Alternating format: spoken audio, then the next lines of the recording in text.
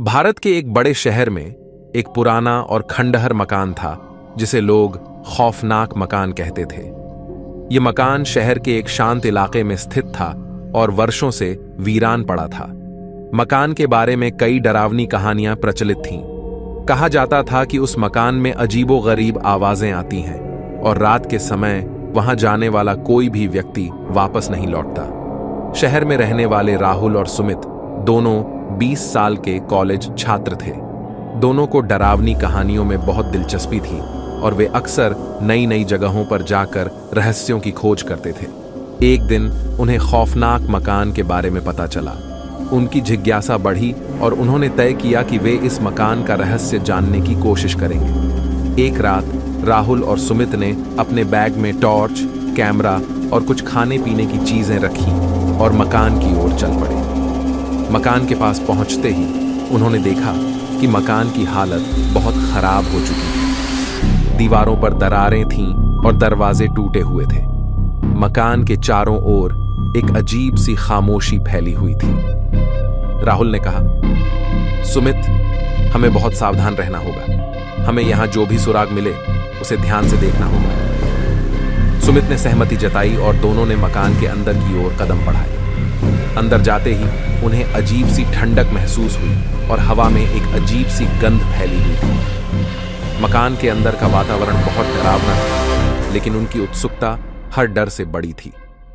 मकान के अंदर जाते ही उन्होंने देखा कि दीवारों पर पुराने और धुंधले चित्र बने हुए थे। उन चित्रों में एक परिवार की तस्वीरें थीं जो बहुत ही दुखी और उदास लग रही थीं। राहुल ने कहा, सुमित, मुझे लगता है कि इन चित्रों में ही कुछ राज छिपा हुआ है।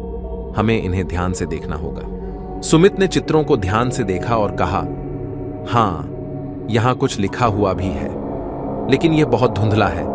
हमें इसे समझने की कोशिश करनी होगी। वे दोनों चित्रों को ध्यान से देखने लगे और उनमें लिखे संदेशों को समझने की कोशिश करने लगे। धीरे धीरे उन्हें संदेश समझ में आने लगे। संदेश में लिखा था कि इस मकान में एक परिवार का भूत है जो एक भयानक हादसे में मारा गया था।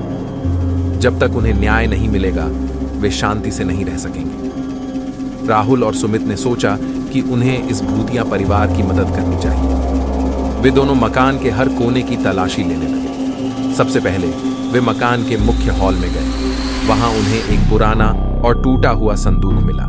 संदूक के अंदर उन्हें कुछ पुराने दस्तावेज मिले जिनमें उस परिवार की कहानी लिखी हुई थी। दस्तावेजों के अनुसार परिवार के मुखिया का नाम राघव था। राघव और उसका परिवार बहुत खुशहाल थे, लेकिन एक दिन मकान में आग लग गई और पूरा परिवार जलकर मर गया। यह आग एक साजिश थी जो राघव के बिजनेस प्रतिद्वंद्वी ने रची थी। उस हादसे के बाद राघव का परिवार भटकने लगा और मकान में उनकी आत्माएं गायब। राहुल ने कहा, सुमित, हमें राघव और उसके परिवार को न्याय दिलाना होगा। शायद इससे उनकी आत्माओं को शांति मिलेगी।